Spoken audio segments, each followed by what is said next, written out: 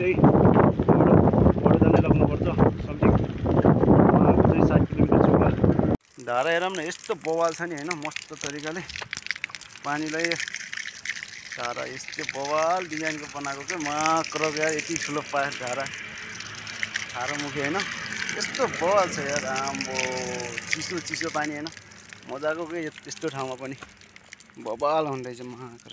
यहाँ चाहिँ भैँसीको लाइन लाग्यो कि आमा माक्र धेरै छ भैँसी त समथिङ होला यार 200 जति भैँसी त। Guys welcome back my another video. I hope सबैजना सन्चै हुनुहुन्छ होला म पनि एकदम ठिक छु होइन। सो आज चाहिँ म चाहिँ यताको गाउँतिर साइडमा घुम्न जान छु कि त्यहाँ चाहिँ एकदम अल हरियाली दृश्य हुन्छ कि किनकि अर्ग्यानिक तरिकाको गाउँ साइड हो नि त त्यो बल हुन्छ होइन। भिडियो चाहिँ पुरै वाच गर्नु होला लाइक कमेन्ट सेयर गर्नु चाहिँ नभन्नु लेट स्टार्ट है। जब पनि अब ल्याइसकेँ मैले चाहिँ अब रेडी भइसकेको अवस्था यही सट्ट होइन अब किनकि यो पन्जा ल्याउनु पर्छ कि किनकि साइकल चलाउँदा चाहिँ एकदम पसिना आउँछ नि त पसिनाले गर्दाखेरि एकदम असजिलो हुन्छ कि हातलाई त्यसैले चाहिँ पन्जा अनिवार्य छ होइन। सबभन्दा पहिला त खाना खान जानुपर्छ होइन त्यस कारणले गर्दाखेरि अब चाहिँ पहिला चाहिँ म खाना खानको लागि चाहिँ यहाँबाट जान्छु है। आम्बो गाइज गर्मी त मात्र 35-36 डिग्री पुगेको रहेछ फुल गर्मी छ यार मात्र बाहिर त।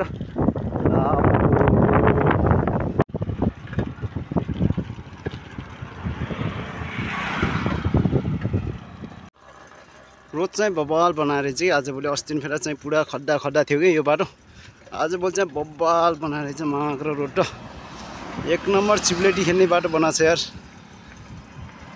तर विकास चाहिँ बबाल छिटो गर्छ हो मात्र यहाँ त यार हाम्रोमा भइदियो कति टाइम लगाउँथ्यो होला यहाँ त बबाल बनाइसकेको छ। फाइनली हाम्रो चाहिँ सफर चाहिँ गाउँको जस्तो अब फेरि चाहिँ यहाँदेखि सुरु हुन्छ क्या होइन। यो चारैतिर एकदम बबाल बिचमा चाहिँ सानो रोडहरू होइन यतातिर अगाडि पुरै खेल्छ क्या त्यो साइडमा हेरौँ न चारैतिरको यस्तो बबाल हरियाली छ होइन। आम्बो अब पनि यस्तो बबाल लागिरहेको यो साइडमा चाहिँ पुरै कपास खेती रहेछ यता चाहिँ अगाडि चाहिँ यो पुरै कपास खेती हो क्या यो भागभरि। फाइनली चाहिँ यो चाहिँ अग्लो डाँडा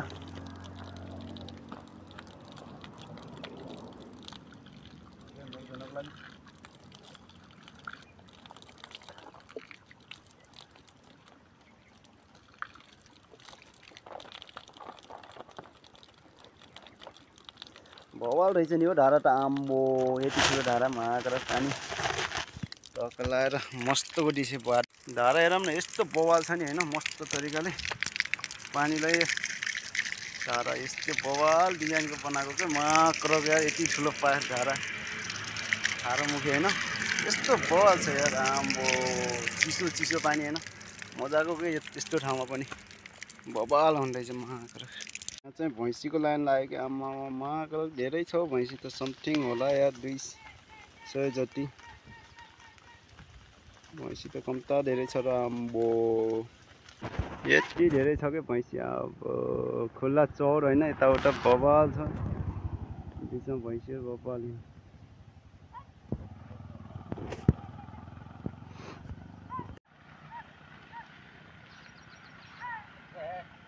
सबका है बहुत सारे भैंस है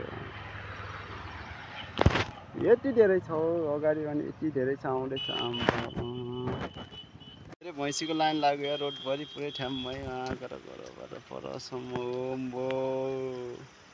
इतना सारा बुरा लेके तर किनकि त्यो भैँसीले कतै हान्ला भन्ने कारणले गर्दाखेरि मलाई चाहिँ उता गर्नुपर्छ भनेको रहेछ भैँसी त त्यो कारणले भैँसी पनि यति थोरै कहाँ हो र यार आम्बो बवाल धेरै छ नि यारदेखि केही अगाडिसम्म जान्छु होला किनकि यहाँतिर चाहिँ गाउँहरू एकदम बवाल पाकेको हुन्थ्यो कि तर चाहिँ यहाँ चाहिँ त्यो साइडमा कपास खेतीहरू मात्रै रहेछ त्यो कारणले गर्दाखेरि म अगाडि साइड पनि जान्छु होला अझै।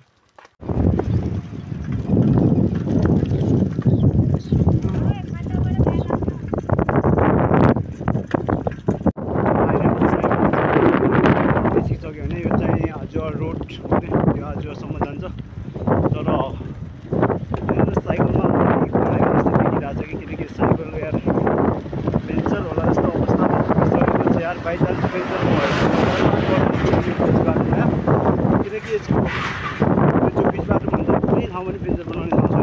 त्यही बडो जाने लाग्नुपर्छ समथिङ चाहिँ 7 किलोमिटर छ होला। त्यसको बिचमा चाहिँ पुरै हिँडेर जानुपर्छ कि।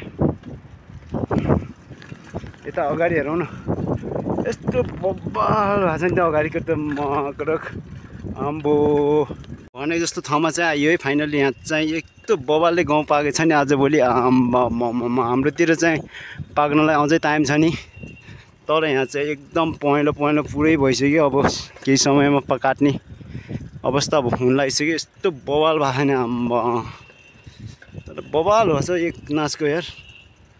सुनसान बारीहरू होइन चारैतिर, यस्तो खाली रोड एकदम एकान्त, हल्ला सुनसान, हल्ला बिना होइन। यस्तो बवाल फिल हुन्छ यार, आनन्द।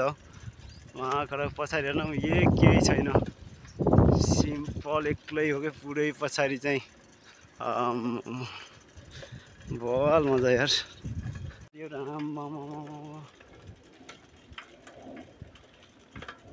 बवाल छ नि यो भागहरू, यस्तो बवाल छ नि यो गाउँहरूको भागमा। यता चाहिँ खाली रोड छ कि म अहिले चाहिँ यो बाटो आएको थिएँ। यो चाहिँ यहाँ जुनेला मकै भन्छन्, यो पनि यहाँ रहेछ होइन। त्यो गाउँभरि प्यालो भएको छ। त्यो चाहिँ अगाडि यो चाहिँ जो पाएकै छैन योदेखि उतातिको, त्यो चाहिँ डाल्दा हो कि। यस्तो बवाल छ यो ठाउँ त आम्मा चरा उडेको हेर न। यो यस्तो बवाल छ नि होइन।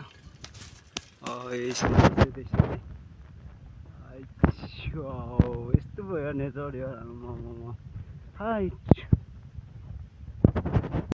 बवाल जस्तो कस्तो बवाल तरिका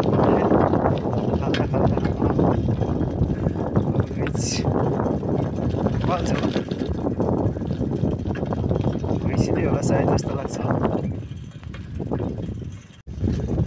खाली रोड, मेरो साथी र म मात्रै छौँ कि यो रोडमा।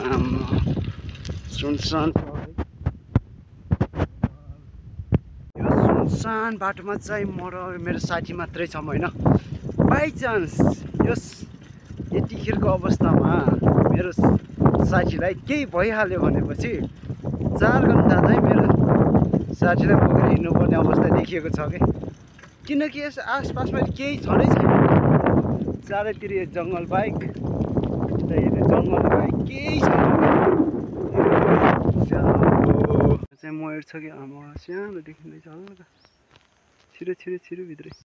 नेपालमा चाहिँ कसैको बारीमा यतिको धान भइसकेको छ होला, छैन नि। तर यहाँ चाहिँ यति हरियो धान भइसक्यो कि आमा यति अग्लो। घुम्दै आउने क्रममा चाहिँ एकदम खुबसुरत जग्गामा आयो होइन। एउटा चाहिँ तल होइन, यति बबाल पानी छ नि, निलो कलरको, यस्तो मजाको होइन। आम्मा यस्तो चराहरू पनि मजाले। यता त घाम तिलेर केही देखिन त। अनि यसको ब्याक साइडबाट भ्यू हेरौँ है त हल्का।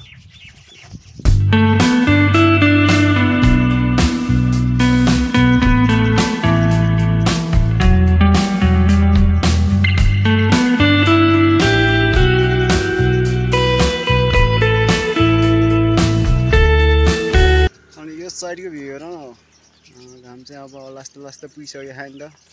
समथिङ अहिले चाहिँ 5 बज्न लागिसक्यो। त्यो कारणले गर्दाखेरि यस्तो भयो नि त अवस्था। यतातिर चाहिँ घामले गर्दाखेरि के देखिन। म चाहिँ जानुपर्ने यो रोडदेखि सिधा जान्छु होइन। योदेखि यो पारीको टावर देखिन्छ, त्यसको पासबाट फेरि सिधा लेफ्ट साइड हान्नुपर्छ। जानुपर्ने अझै समथिङ छ होला 6 किलोमिटर।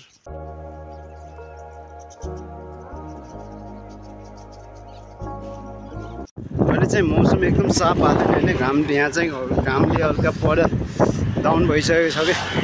एक साइडको रुखहरूले चाहिँ पुरै छेक्यो। त्यो कारणले गर्दाखेरि अहिले चाहिँ यहाँको चाहिँ रोडमा चाहिँ बबाल देखिएर रहेछ सिनहरू। फाइनली गाइस 4 घन्टाको साइकलको राइड पछि चाहिँ अब चाहिँ कोठामा आइसकेको छु कि। अब चाहिँ आजको लागि यति नै गर्नुपर्ने हुन्छ होइन।